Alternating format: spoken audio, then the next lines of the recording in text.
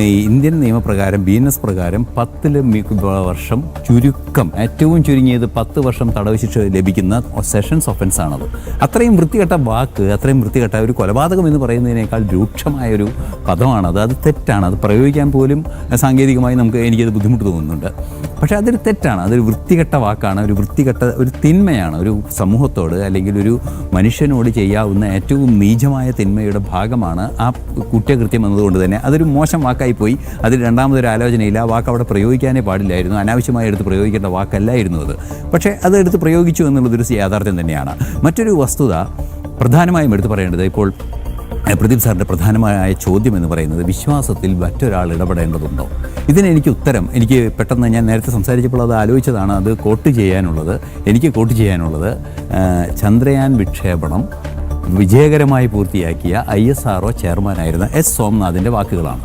അദ്ദേഹം പൗർണമിക്കാവ് ക്ഷേത്രത്തിൽ സന്ദർശിക്കുന്ന ഒരു പതിവുണ്ട്. അദ്ദേഹം അവിടെ പോകാറുണ്ട്, അവിടെ പൂജകളൊക്കെ കഴിക്കാറുണ്ട്. വളരെയധികം സന്തോഷത്തോടെ അദ്ദേഹം അത് ചെയ്യാറുമുണ്ട്. ആ ചെയ്യുന്ന സമയത്ത് അതിനുശേഷം മാധ്യമപ്രവർത്തകർ അദ്ദേഹത്തോട് ചോദിച്ചു, ഇങ്ങനെയൊക്കെയുള്ള വിശ്വാസങ്ങളും ഇതും തമ്മിൽ ചേർന്ന് പോകുമോ, ശാസ്ത്രവും ചേർന്ന് പോകുമോ എന്ന്. ഒരു രസകരമായ ചോദ്യമാണ്. അത് ഏത് കൊച്ചുകുട്ടിക്കും ഏത് മുതിർന്നയാൾക്കും ചോദിക്കും വരുന്നൊരു സംശയമാണ്.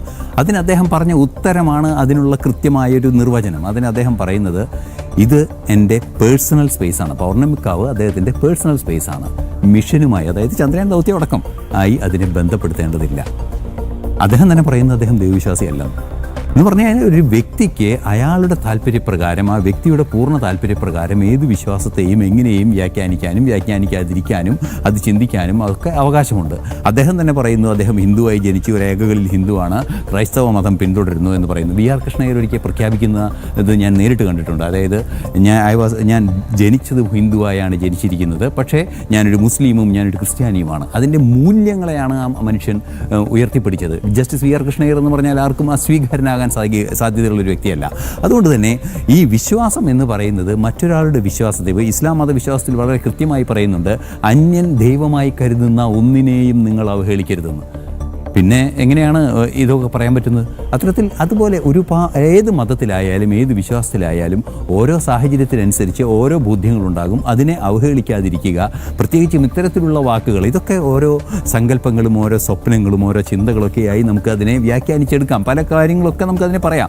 എങ്കിലും അതൊന്നും വസ്തുതയല്ല. അത് തീർത്തും നിലവിലുള്ള കാര്യം. മിത്ത് എന്നൊക്കെ പറയുന്നത് നമുക്കതിലൊന്നും എതിരെ പറയാനൊന്നും പറയാനില്ല. അങ്ങനെ ചിലപ്പോൾ ഉണ്ടായി നോക്കുക വരും. ചില വിശ്വാസങ്ങളൊക്കെ അങ്ങനെ വളരെ ശ്രേഷ്ഠമായ ചില വിശ്വാസങ്ങളാണ്. ഇപ്പോൾ വളരെ പ്രശസ്തനായ ഒരു എഴുത്തുകാരൻ കാണുന്ന സ്വപ്നങ്ങളുടെ കഥ കേട്ടിട്ടുണ്ട്. അതായത് മലയാറ്റൂർ രാമകൃഷ്ണൻ ഒരു സ്വപ്നം കാണുമായിരുന്നു അത്രേ. ഏത് പരീക്ഷയ്ക്ക് പോകുമ്പോഴും അതിന് തലേ ദിവസം അദ്ദേഹം ഒരു സ്വപ്നം കാണുമായിരുന്നു. ആ സ്വപ്നം കണ്ടു കഴിഞ്ഞാൽ ആ പരീക്ഷയിൽ അദ്ദേഹം ജയിക്കുമെന്ന് ഉറപ്പാണ്. സിവിൽ സർവീസ് പരീക്ഷ എഴുതാൻ നേരത്തും അദ്ദേഹം ആ സ്വപ്നം പ്രതീക്ഷിച്ച് കിടന്നുറങ്ങി ആ സ്വപ്നം കണ്ടു. സ്വപ്നം സത്യം തന്നു, സാക്ഷ്യം തന്നു, ഞാൻ IAS-കാരനാവും. അദ്ദേഹം IAS-കാരനാവുകയും ചെയ്തു. ഇതൊക്കെ മനസ്സിനെ ബലപ്പെടുത്താനുള്ളൊരു ഘടകം അതിനപ്പുറം ഈ വിശ്വാസത്തെ കാണുകയും അതൊരു വിപ്ലവത്തിൻ്റെ സാധ്യതയിൽ കണ്ടെത്തുകയും ചെയ്യുന്ന ഒരു സ്വഭാവത്തിലേക്ക് വരേണ്ടത് ഏതെങ്കിലും വിശ്വാസം ഒരാളെ അടിമയാക്കാൻ ശ്രമിക്കുന്നുണ്ടെങ്കിൽ മാത്രമാണ്. ഈ അടിമയാക്കാൻ ശ്രമിക്കുന്ന ഒരു വിശ്വാസമാണ് ഈ മാളികപ്പുറത്ത് അമ്മയുടെ വിവാഹ പ്രതീക്ഷയും അതുപോലെ തന്നെ അയ്യപ്പൻ്റെ കഥകളൊക്കെ. ഇതൊക്കെ പുസ്തകപരമായി തെറ്റുണ്ടോ ഞാൻ പറഞ്ഞതിൽ? ഇല്ല, ഇതൊക്കെയാണ് ഇയാൾ പറഞ്ഞു വരുന്നത്. ഉപയോഗിച്ച വാക്കാണ് വൃത്തികേട്. ഉപയോഗിച്ച വാക്കൊന്ന്, അയാൾ അതിന് കൊടുത്തൊരു വ്യാഖ്യാനം 2, പിന്നെ അതിനെക്കുറിച്ച് അയാൾ പറയുന്ന മ്ലേച്ഛമായ സംഗതി, ഈ നൈഷ്ഠിക ബ്രഹ്മചര്യം അങ്ങ് ഉടഞ്ഞു പോകുമോ എന്നൊക്കെ ചോദിക്കുന്നത്. അതുകൊണ്ടാണ് ഇത് പറയുന്നതൊക്കെ. പിന്നെ ഓരോരുത്തരും ഇരിക്കുന്ന പൊസിഷനൊക്കെ പറഞ്ഞിട്ടാണ്.